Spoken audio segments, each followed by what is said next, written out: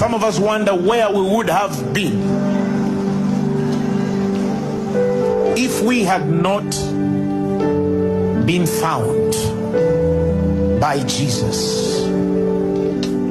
There are many men and women right now listening to me. You would be dead by now. The world would have written a story of your end long ago. But see what God has done by Christ. The Bible says that the devil comes but to steal, kill, and destroy. But he says, but I'm come that you might have life and have it more abundantly.